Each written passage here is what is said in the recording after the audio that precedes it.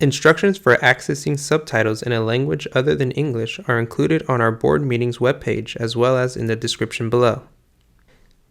Instrucciones para acceder a los subtítulos en un idioma que no sea el inglés se incluyen en nuestra página web de reuniones de la Junta, así como en la descripción a continuación. Hello, and welcome to our Wednesday, January 11th regular board meeting of the Ross Valley School District Board of Trustees. It is 6:06 and I am calling the meeting to order. We are here with all trustees except we are missing Marie Henriot this evening. Our first agenda item is closed session. Tonight we have one item on closed session, which is our conference with real property negotiators for 199 Porteous Avenue. And before we recess into closed session, we have a member of the public here who would like to make a comment on this closed session agenda item. So if you would like to come up, sure. Give us your name, and you turn this on? I believe it's on and recording, great. So go ahead, 3 minutes. My name is Kevin Saavedra. I'm a nearly 25-year resident in the Ross Valley. Sent our kids through school here. I'm actually going to the San Anselmo Co-op Nursery Schools. I'm going to the fundraiser for that thing, so I'm sorry I can't be here at 7 o'clock. San Anselmo Co-op, Manor, Whitehill, Drake. My kids graduated in 17 and 20 with their kids. I am here to speak about the Deer Park transaction. I am interested in following it. I've been corresponding with Carrie Brenner at the IJ and Heidi, who runs the center, to understand, really to react to, and I realize you guys are going to be talking about the price and the terms of transaction, the terms of what are the proposed transaction, or at least what they're considering. I tried to, I want to share my observations about this. I tried to validate the information that I was concerned that Heidi might be laundering through the IJ, specifically that center actually serves this community. And I forgot to mention, sorry, I was on your guys', still trying to catch my breath. The Measure A Citizens Oversight Committee for the Ross Valley School District. I'm also a trustee for the Tam High School District. Got reelected this past November, 30,000 votes almost. Hopefully you guys all voted for me. I am certainly sympathetic to the center. I just want to make sure, as a taxpayer and a resident of this district, that that transaction is being prosecuted in conformance with the interests of the taxpayers. I reached out to Heidi after reading an article in the IJ where Carrie had asserted, or at least recounted the information we got from Heidi, that this center serves the community, and I wanted to know specifically what that meant. Specifically, children from this community that are using the center and residents of this community, whether they work here or they live here, that they're using the community. And I'm happy to share my correspondence with her. It was so evasive as to seemingly indicate that the answer was no. And then I was on the receiving end of what I would only describe as accusations of,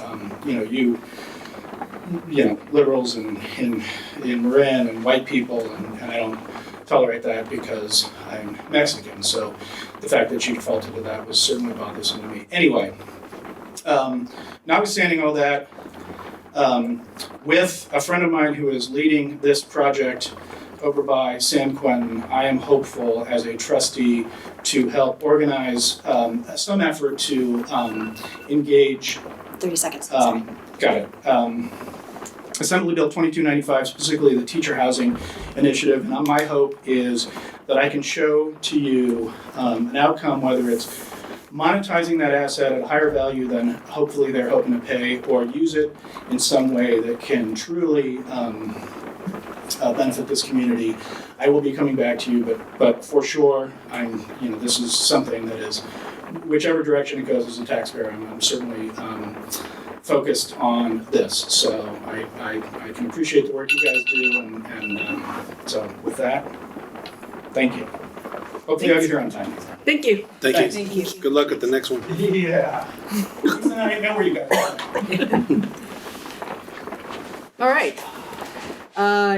With that public comment, we will now recess into closed session at 6:11.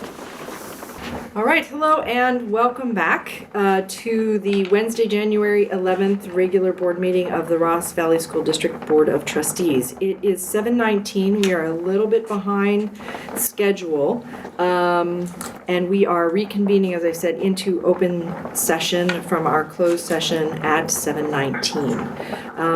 Okay, so we will then, as always, move on to procedural items. Our procedural items start with the Pledge of Allegiance, and so tonight we're just going to go right into the Pledge of Allegiance tonight, and we can all. I usually do a moment of democracy reflection before we do the Pledge of Allegiance, but I think tonight I'm going to let all of us think personally about what it is that you want to bring personally to meeting for the Pledge of Allegiance as our common practice around pledging allegiance to each other, to our civic institution that we're part of. So with that, take one moment, think for yourselves about what it is that you want to hold in your heart and your mind as we say our Pledge of Allegiance tonight. Deep breaths. All right. I pledge allegiance to the flag of the United States of America and to the republic for which it stands, one nation, under God, indivisible, with liberty and justice for all. Next item is adoption of the agenda and time allocations.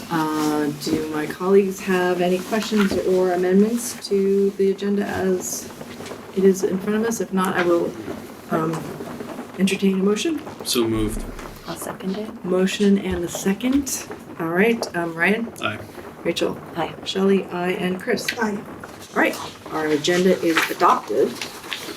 Did you And- mention that Marie is not here? Oh, yes, and Marie beginning. is not here with us tonight, so we have a quorum, but we are missing one of our board members. Moving on to report out from closed session, we don't have anything to report from closed session. It was discussion only this evening. Public comments regarding items not on the open session agenda. Just for our listening audience, if there are those of you who are out there, we have one person in our in-person audience tonight, so if you don't hear me verbally asking for public comment, I'll just be looking over and seeing whether we have public comment. Now we have any board announcements. Do any board members have announcements of anything of relevance that you've, besides the storm that we are all encountering, which I'm sure we may, or I imagine we might get an update on later from staff, but any other board announcements? Quiet. All right, we had some holidays going on, so we've been taking time for that. And then correspondence, communication to the board. There are not any. We haven't received any by 3:00 today to upload. So that brings us on to the presentation items. We have two presentation action items for tonight, and the first one is one of our standard. I believe it's one of our standard ones, which is the public review notice resolution 102223 and the annual accounting of our developer fees in Fund 28. Marcy or Chris? Chris? Yes, this is actually the second time it's been on the agenda. It was actually on the agenda last time to actually just provide the information publicly. And tonight all we're doing is actually voting to accept and approve the resolution. And this is an annual item where we have to provide the public with information on all of our developer fees that are received in and how we spend those dollars. And so there's been no changes since. No changes to this The last document meeting. since it was presented to the board in December. Are there any board questions? Probably not, since it was us, and we don't have any public comment. So we can go ahead and entertain. I move that we approve Resolution 102223 and the annual accounting of the 21-22 developer fees in Fund 25. Second. Right, motion and a second. We'll go ahead and vote. Rachel? Aye. Ryan? Aye. Chris? Aye. Shelley? Aye. That item is approved. The next item is recommended approval of the 2023-24 school calendar. Marcy? I'm very excited that we're able to bring this to you. It's probably one of the earliest times in quite a few years that we're ready to do that. So I'll turn this over to Julia. Fabulous, thank you. And I want to start by thanking our Delight Leadership Group who works with us, so our teacher leaders, teacher representatives from every site, as well as our administrative team working on the calendar together. What exactly does DELIGHT stand for, just so everybody is, thank you. Of course, District Leadership Instructional Team of Educators. That's a delight, thank you. They're very delightful too. Thank you. We had to work to make it. Yeah. And so they had a few recommendations that we have moved forward with. So one thing that you'll notice is that for the last years, the school year has been getting earlier and earlier in its start, and this coming year is kind of the flip to that. And so we have a little bit of a later start. The first day for students is August 22nd, which is close to a week later than it was this year. So that's a change. And then we have included a local holiday for September 25th, which coincides with Yom Kippur. It's also the day that the TM district is taking. And so in recognition that we have families and staff who celebrate on that day, we've decided to make that a local holiday, which also means that the first day of school will again be on a Tuesday rather than Wednesday. This year, the first day of school was on a Tuesday because of the January 2nd holiday. And so we're doing the same solution to fix that.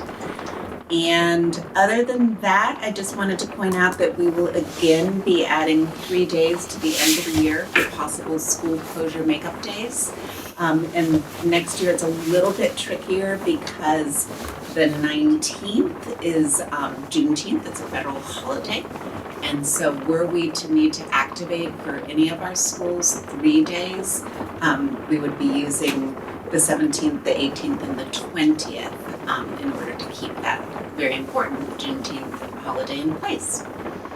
And other than that, again, in Marin County, all of the school districts really try to keep their major breaks in alignment, and we are again in alignment with our fall break, winter break, spring break, that sort of thing. And so we are recommending that the board approve this calendar, and once that happens, we'll be posting it on the website and sending it out to the community.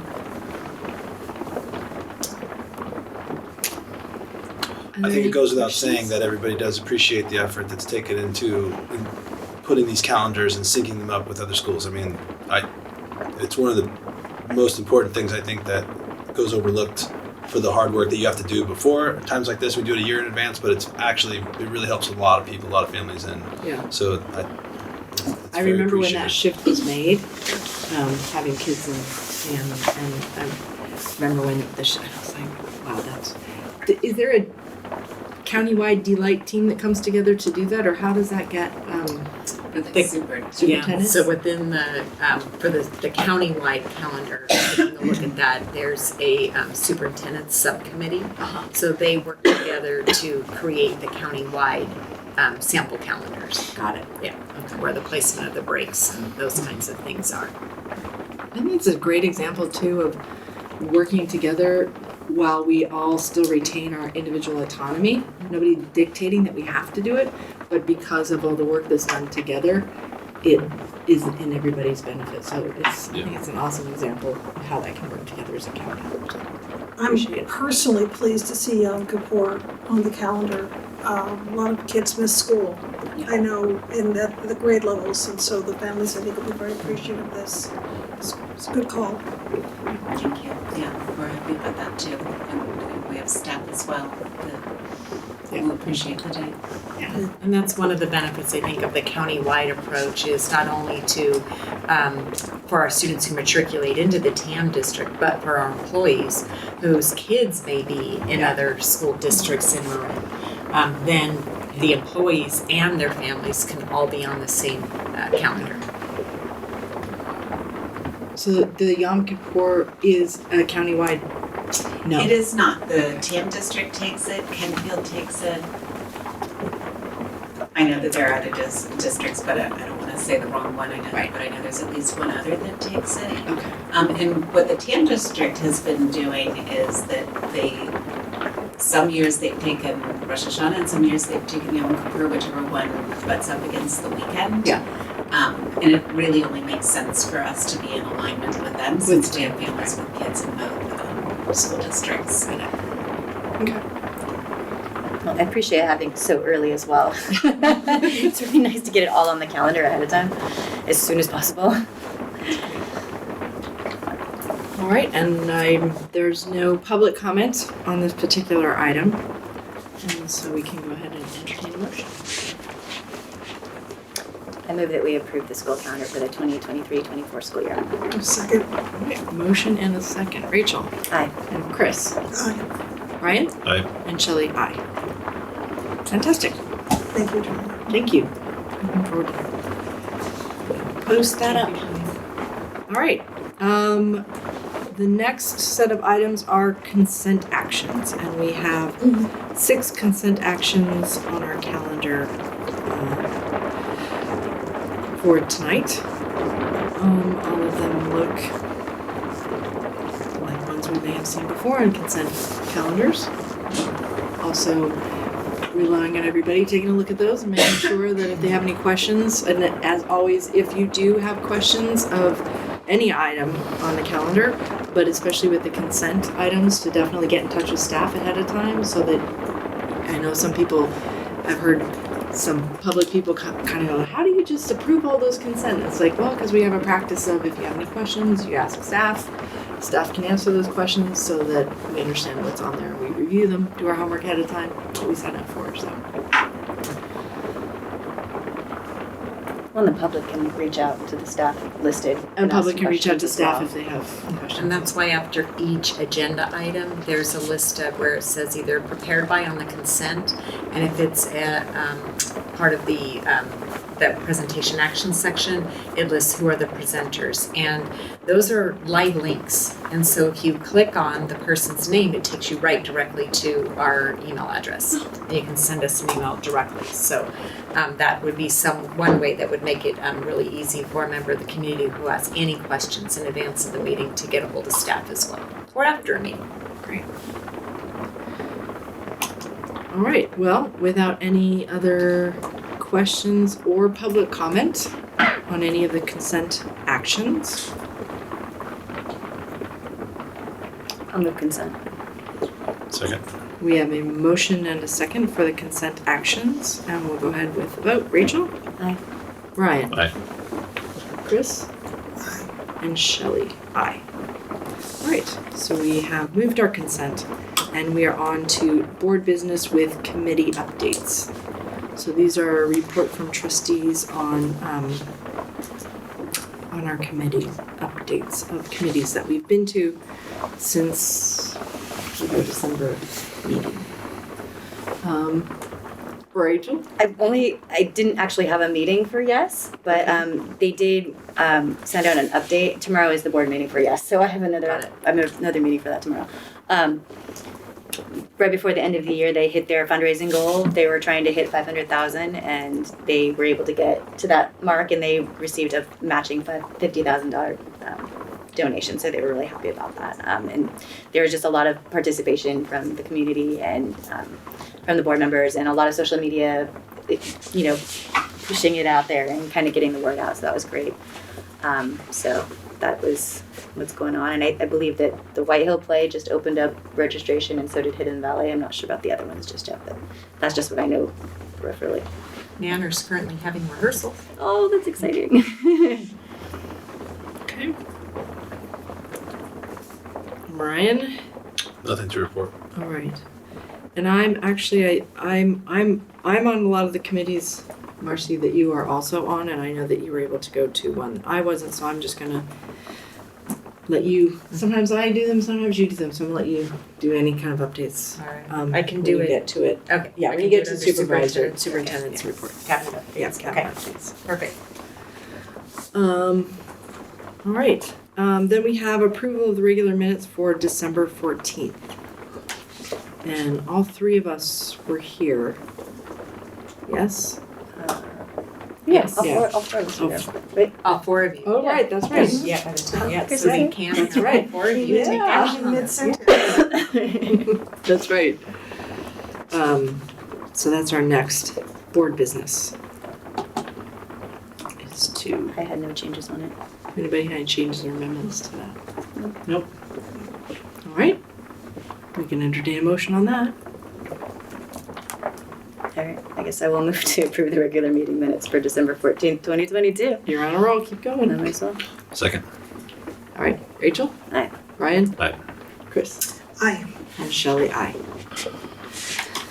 All right, now we are on to the Board of Trustees committee assignments. As you will note, it's a discussion item. We don't, unlike our last meeting, which was our organizing meeting, these committee assignments are all, we don't actually have to vote on them. You just reach agreement. We're just reaching agreement so that we're not all Volunteer. dogpiling on one committee and nobody's showing up to other ones. Would anybody entertain pushing this off to a next meeting?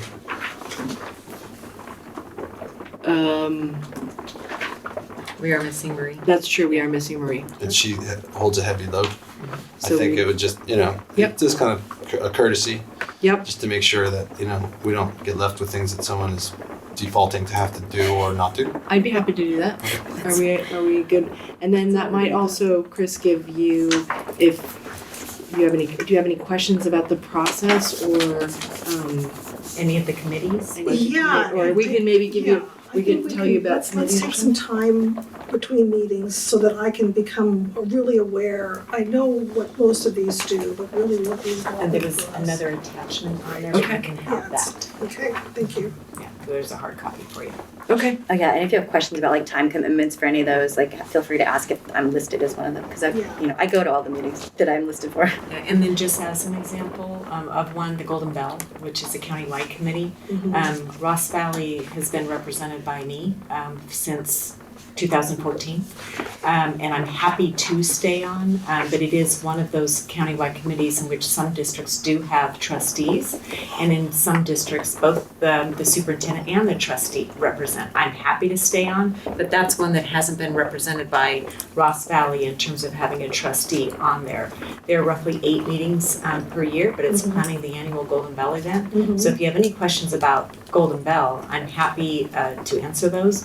And then also if we wish to, or you all wish to not have representation on there once again because of all the other types of committees and what your bandwidth might be, I'm happy to continue in that role. Okay, yeah, let's talk about that. Okay.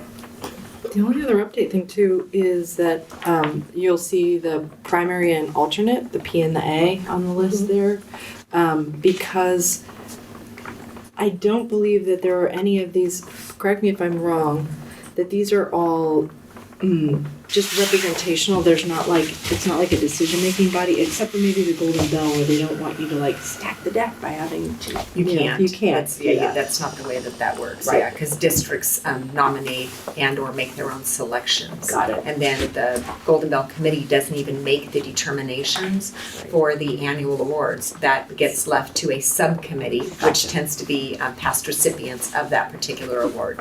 So, And we historically have had like not even an alternate on these. And so we can have 2 members two members, participate right. as well as an alternate. Yeah. And so thank you for saying that because I had forgotten that part is that that this may be a change too that you all want to do based on your bandwidth. You may want to have 2 representatives and an alternate on any of these committees that exist, whether they're local, district, and or county. and sometimes I've gone to, like, I'm not listed on the, Marin County School Boards Association. It's, Marie was just it, but I've gone to some of their meetings. just because I knew what the topic was and I was interested in, so more than one of us, 2 of us can go to any of To those, there's one coming up on January 31st, which is open. I just got the email today, so I'll forward that to all of you. But you can all attend the MCSBA events. Yeah. But there would be, as Marie has that role right now, of the representative to the, I don't know if they call themselves an executive committee, but. Yeah, if you wanted. Right, I think that's one of the only ones that have those kinds of executive. And I think there are only like 3 meetings, as I remember Marie saying at our last meeting, that only 3 of those MCSBA executive committee meetings. Yeah, and that's what I signed up to be an alternate for that. Yes. So, Right. so I should be on here. Yeah, we Yeah, should. this is the 2023 as it exists currently. It hasn't been updated, to reflect the December 14th organizational meeting. So we thought we would update it once we finish tonight's. Okay. But we're gonna push this off. So in terms of, but that's a good point. We'll just update the annual organization to, That's for the the only one. MCSBA. Yeah, That's That, the that only was the one. only one. But you've also got, is the district equity team the parent equity task force? It is, and that's been updated on this sheet, but because historically it was the other, this is just the same titles. When we go forward for the remainder of the, this school year, the committee assignments will reflect the description of the committee titles, so that will move to parent guardian equity task force as well. Yeah, so, that's another one too that we can talk about. Yeah. Because I'm part of that anyway, so we Exactly, might as well yeah. just Keep on, keeping on. continue on. Okay, then we will go ahead and put this on to our next agenda. All right. I'm gonna go to the 2 meetings that I have the rest of this week then. Yeah, I mean, until further notice, Okay. I think the assumption is that we'll continue on with where we're assigned, and then we'll just come back to it. Do we need to vote on moving that out, or are we good with just making it? Just a No, it's discussion. just a discussion item, Awesome. so I think we're good. All right, now we are on to, and there is no public comment. Do you remember to say that, in case people are listening? Why isn't she taking public comment on these? All right, on to superintendent and cabinet report.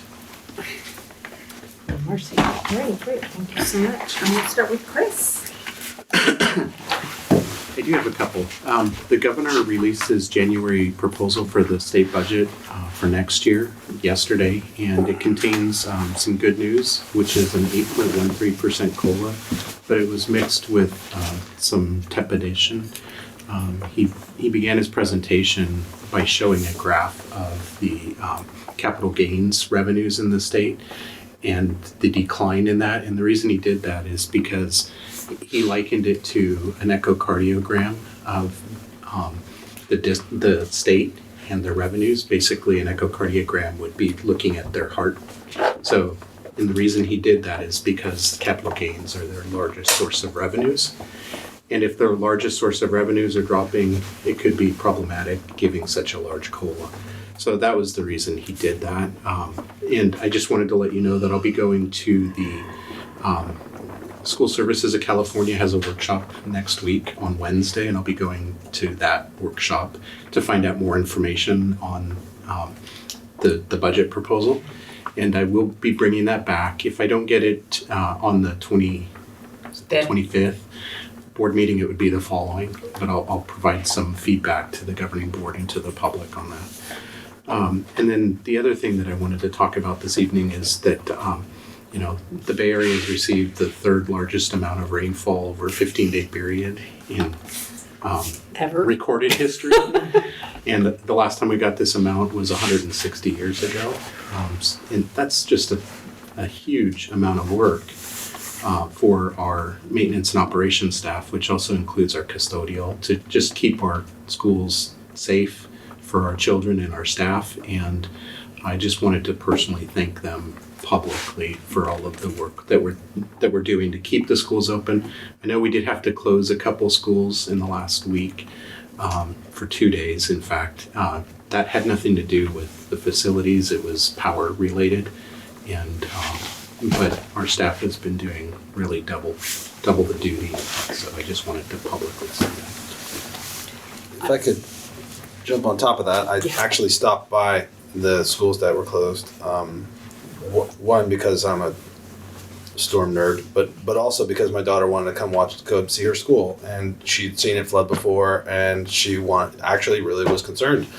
So we drove down the hill to see it, and I was really happy to see that ounce of prevention, and it's so obvious when we get through storms like this, and as a 10-year-old kid, I'm kind of upset that there's no trees down and water's not flowing over, washing away play structures. But as a fiscal responsible adult, I was really pleased to see that the ounce of prevention and the work that gets done by your teams, it shows. And much like a lot of people in Fairfax already adopt their own drain because they know, like, if I keep this drain, then this one doesn't get, and everyone kind of plays a part, and everyone kind of knows our role, and a lot of that's due to the leadership, and the fact that we haven't had major issues is because work's put in when it's supposed to be put in, and attention is paid where it needs to be paid before it's an issue. So that ounce of prevention is very apparent in times like this and should be noted and appreciated.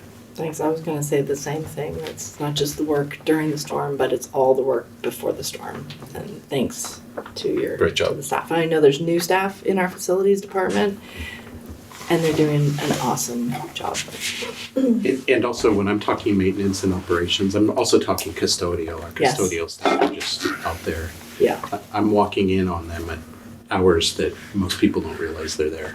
And they're there getting the school ready for our students and our staff. Thank you.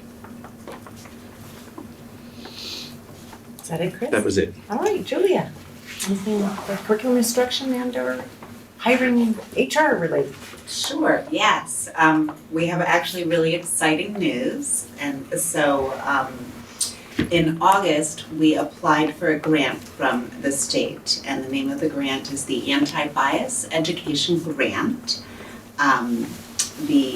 There was a sum of $20 million appropriated from the general fund to the Superintendent of Public Instruction, and the purpose is to prevent, address, and eliminate racism and bias in all California public schools, and making all public schools inclusive and supportive of all people. And we received the full amount, so districts or LEAs could be awarded anywhere between $75,000 and $200,000, and we asked for $200,000, and we received the full amount of the grant, or will be receiving, and so that's just incredibly exciting news for us. And a little bit about our proposal. There are two parts to the proposal. The larger part is that we will be providing site-based equity coaching on unpacking implicit bias and recognizing where it shows up in site systems and structures, understanding and implementing culturally responsive pedagogy, developing school-wide activities that are inclusive and celebratory of all students and families and staff, and providing teachers with opportunities for peer observation around culturally responsive teaching strategies. And then the second part of the grant is that we will be working on developing history, social science grade level units that are aligned with the California State Framework and centered around an inquiry question that incorporate culturally responsive pedagogies and that incorporate multiple perspectives and elevate the counter narrative so that the stories told reflect all past and present communities. So we are just super excited, have yet to, apparently someone from the state will be reaching out to give us more information and work with us as we move through the grant. The plan has been laid out for the next 3 years. And so this is work that will be ongoing. And in reflecting on why we received the grant, I went back and reread the proposal. And there's so much in the proposal that is based on the work that we have been doing, and it really feels to me as though this district is ready to take this next step and to take this work to take it more deeper and really and just move forward. So really excited, and I know our whole administrative team is on board and anxious to get going on it as well. Congratulations, and thank you. Really appreciate it. So this is the $200,000 is going to be over a 3-year period, and so after, this is a one-time grant though, so once you receive this grant, there's no way to get another in 3 years? Unless they offer. Unless they is open, you know, are there, often when you get a grant like this, it opens up the doors for other grants because there's this intent of Right. showing purpose, right, like electability, so to speak. I assume that there will be more efforts going forward after 3 years to look at other grants to continue the work so that it's sustainable, right? I think that as much as, you know, we're able to continue, we will continue this work whether we Regardless have a of we have grant the money or or whether we not, don't right, have a yes. grant. But I do feel like the work that we've done with Deborah McKnight, our equity consultant, has really readied us for this. And I think knowing that kind of work, we're really seeing that there will be coaching from an expert, likely from Deborah, at each of our sites, is just going to move us that much further along. So I think that always opens doors, right? When you're moving forward in the work with heart and intention. Yeah.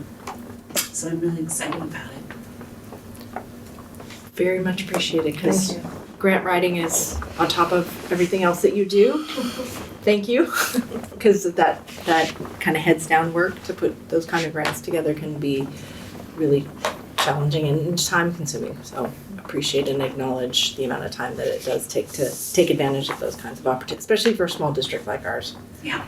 And so really happy that we were ready and that that there has been so much work gone into articulating the action plan, you know, and so a lot of the work I'm sure helped write it, but also it's a lot of work, so thank you.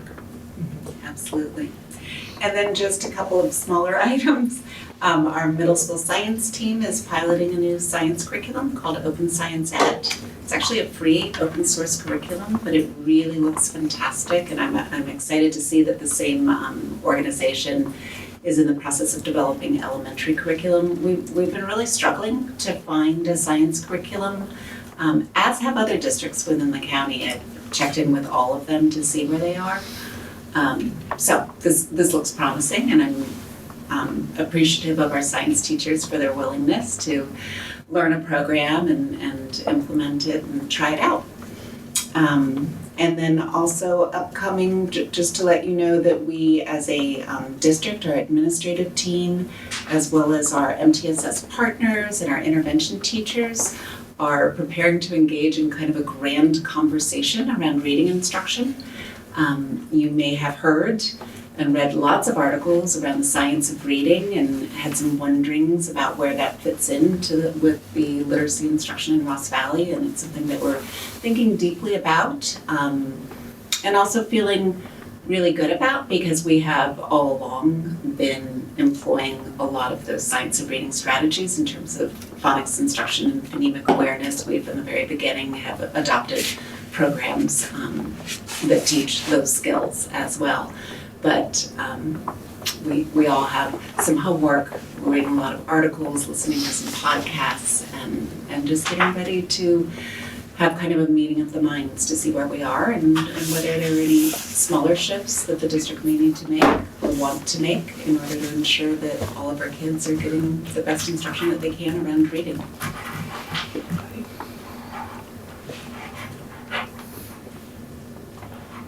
I think that's it for me. I'm trying to think if there's any HR updates, but I'll leave it. All right.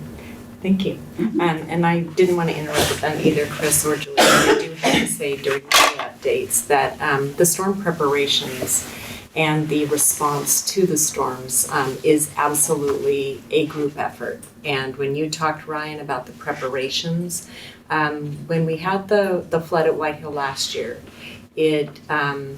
and then when Des came on board after that, the amount of attention to each and every one of our sites, and Chris works very intimately with our director of maintenance and operations, and with Chris's background and having been in the district as long as he has, you know, this is his 3rd year, but he is a quick study, a fast learner, and pays really close attention, and he cares so deeply about our schools. So the work that Chris has been able to do with Des, and then with our M&L staff and custodial staff, the preparations to the school with the debris clearing, of brush, of tree limbs, pruning, roofing, culvert clearing, and part of the flood that happened last school year at White Hill with the culvert getting clogged was upstream.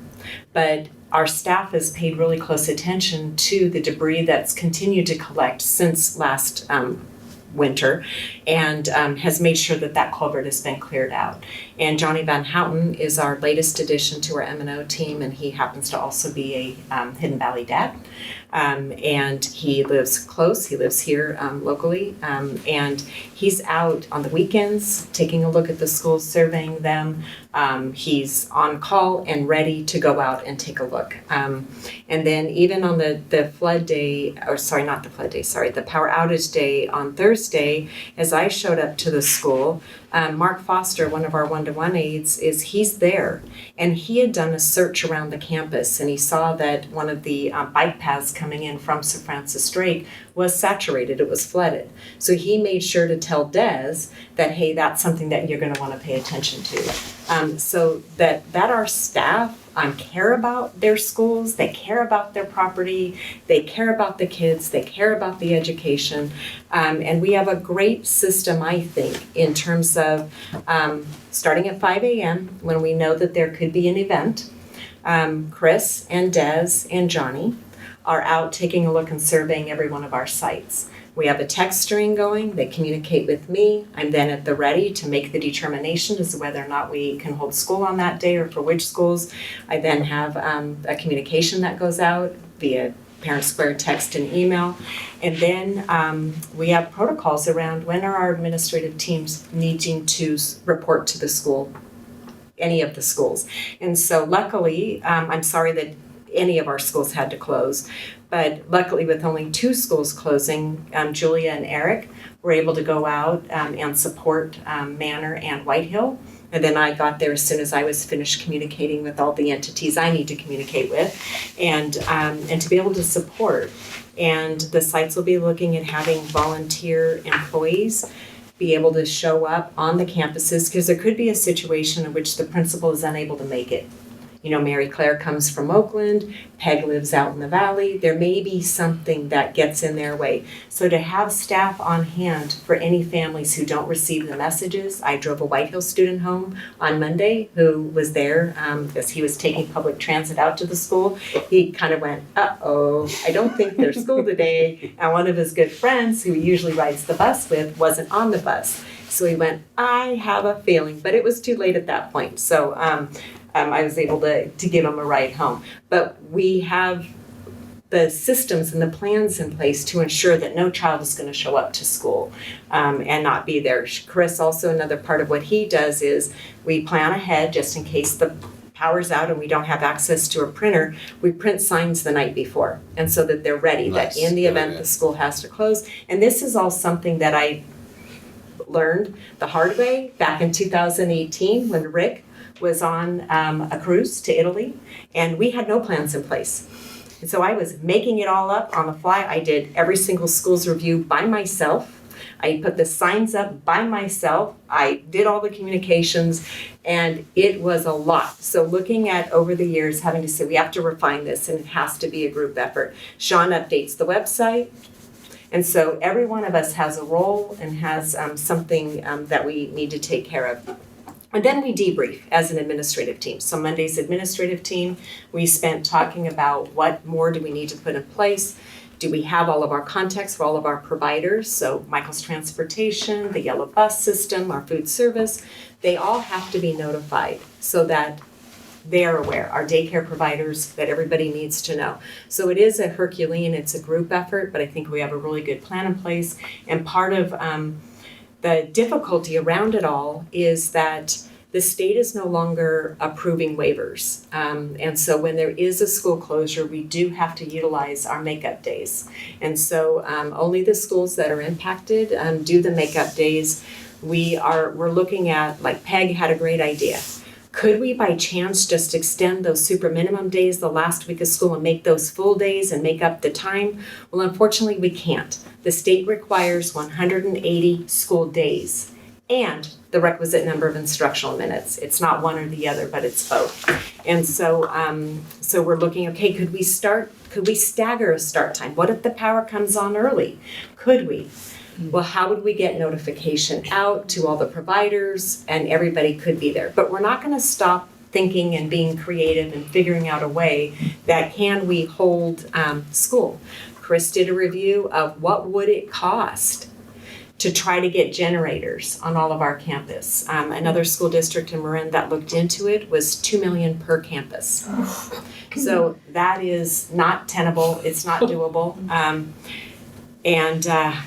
So that will not be an option in the near future. But we all know that technology and things shift and change. That could be something that could be something in our future, but it's not right now.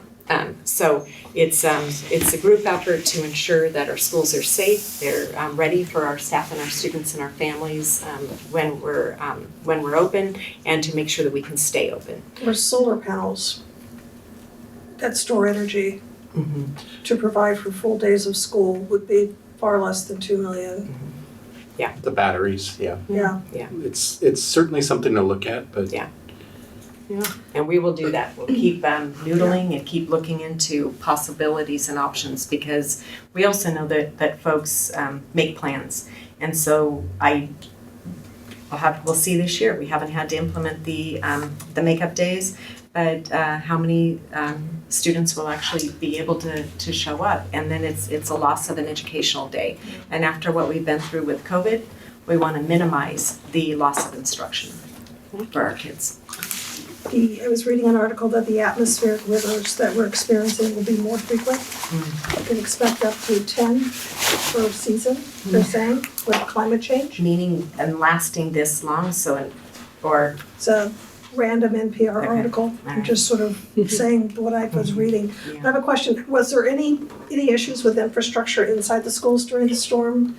There's a lot of exterior work looked at, but none of the schools had backup in sewage and bathrooms or anything like that because of the water? Or? we just had a little bit here and there, but nothing that would be significant.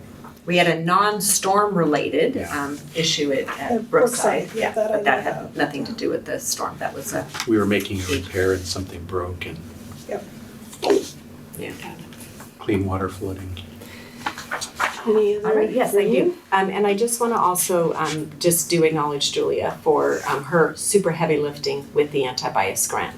So as she was going through, the nervousness of I've not written a grant before, how do I know that this is going to be accepted? Is it good? And then they extended the deadline. Julie wanted to take another look and just say, gosh, should we rewrite the whole thing? And so we looked at it, I was like, Julie, this is really good. No, it's good. It's really good.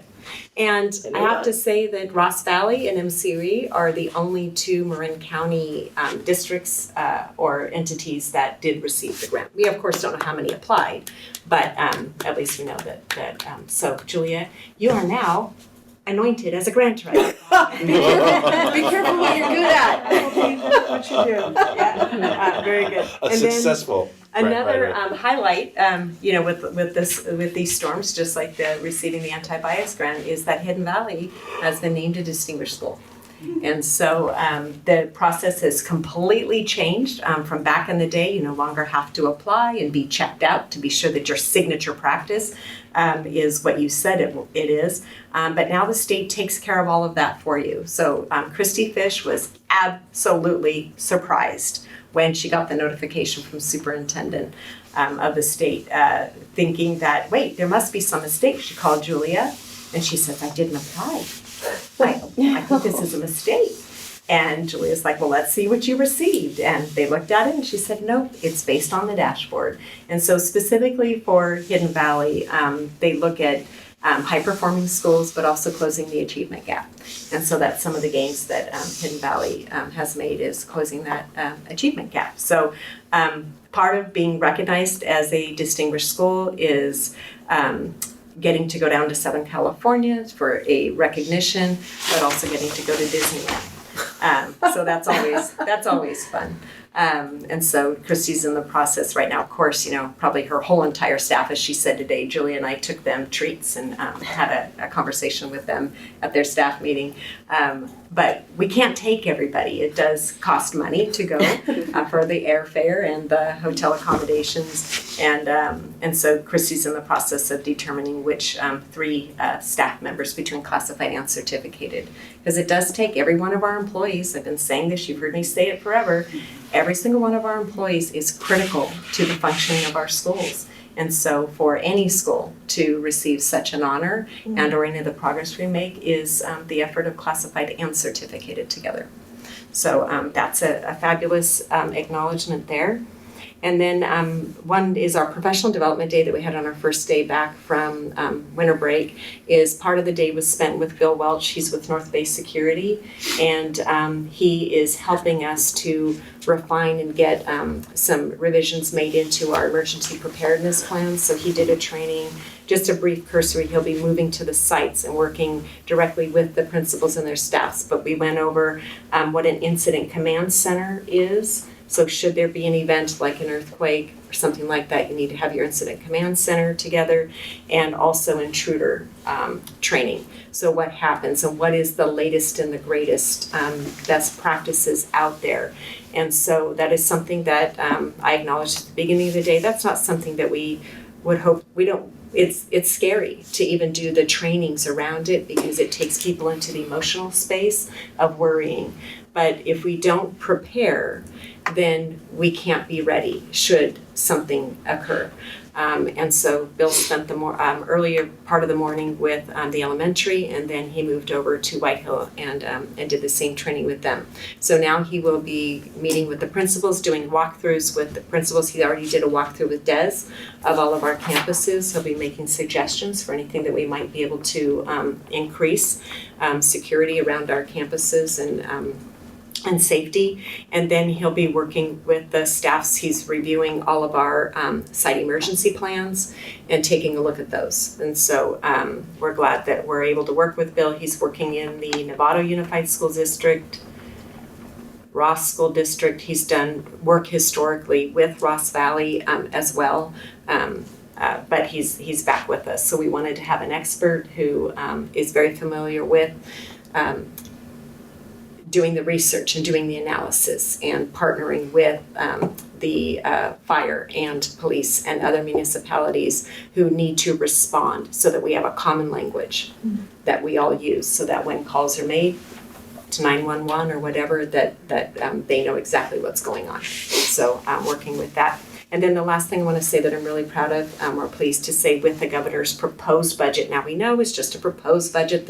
We'll be working in committee beginning in February to hone it down, and we know he'll come back in May with the May revise based on what he's seeing in terms of revenues, and then the state will pass its budget. Fingers crossed, there've been a couple of years where they haven't, but by June 15th, I think is the date. Is that when they have to do it, or is it June 30th? June 30th. June 30. And so, but oftentimes what can happen is the way that our board meetings go is we're passing our budget prior to the state passing the final budget. So in the event that that ever happens and the final budget that the state passes is different than what Chris believes the state is going to actually do, then he will do a 45-day revision in the new school year. But one of the great things about what it looks like Governor Newsom's done with his proposed budget is maintaining programs, a focus on maintaining programs rather than adding new programs, because as you probably remember, the past couple of years, there have been a lot of new additions, and that he's maintained a focus on education, K-12 education. But as Chris talked about with the declining revenue, so I attended JLAC today, and so I have some updates from what they talked about at that meeting today, is that with the decline in capital gains and some other of the revenues that they're anticipating, we are anticipating a budget deficit of $22.5 billion in the state of California. So the fact that he's prioritized education and some other entities is really impressive and really glad to see, because we've been able to make some major gains with that. And we want to make sure that we do see a fully funding of the COLA to LCFF. So that's what our dollars come in with. So there could be a lot of changes. It's great news on the front, but we want to see that it's maintained and continued.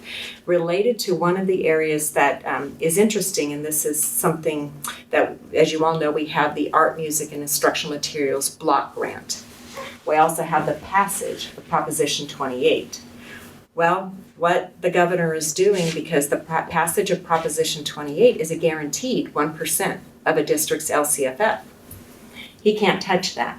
But what he can touch is the discretionary dollars that he's given the districts around the block grant. However, the block grant was one-time dollars. So we will not even know the impact to the dollars that we won't be getting until the budget is passed. So there's always, there's a balancing of the budget, and there's a way that the state needs to make sure that where they can continue to make sure that they have these mandated requirements for funding, where can they take money away? So he's looking at taking, if I think I remember right, $9 million out of the discretionary block grant, funding that. But the good news is prioritizing the expansion of the second year of TK. So that will go through. Continuing the expansion of the early childhood education, but looking to push out their completion date around that by 1 year. So looking to fully fund it for 23-24, but looking for their implementation not to have to be finalized until 24-25. And he decided that because all of the available slots that were added to early childhood education haven't been filled. So since they weren't filled, he felt that that was a place that he could look to that.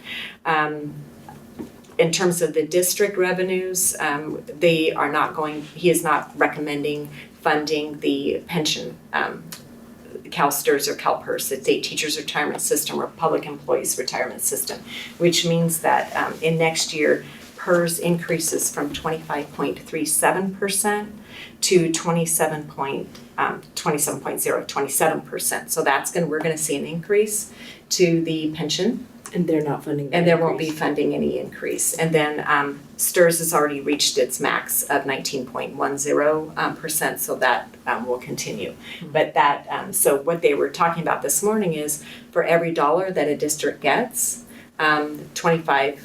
we receive only 25% of the dollar? I forget how they worded it this morning. Have you heard that kind of analysis?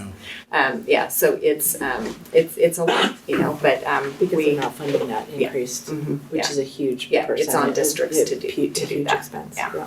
And then, let's see, was there anything else? Those are, I think, the major takeaways from this morning. So, and the governor's proposal. So we'll be monitoring it. Chris, as he mentioned, will be going next week. If I can go, I will be joining him. And I think those are the updates for today. Nice. Thank you.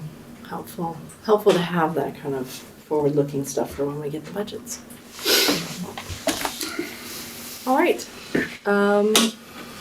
That brings us to our last section, which is future board topics, board direction, and meeting debrief. So we will bring back the committee conversation next time as far as future board topics. I don't think we have any other pending future board topics or direction. And if there's any other questions about meeting debrief, welcome Chris to the second full action-packed adventure. Thank you. And So psyched to be here. yeah. I feel like I'm sitting in the front row the first day of law school. All right. We definitely do not need a motion to continue past 10:30, which means that we can, unless there is anything else, go ahead and adjourn. It is 8:12, and we'll go ahead and adjourn.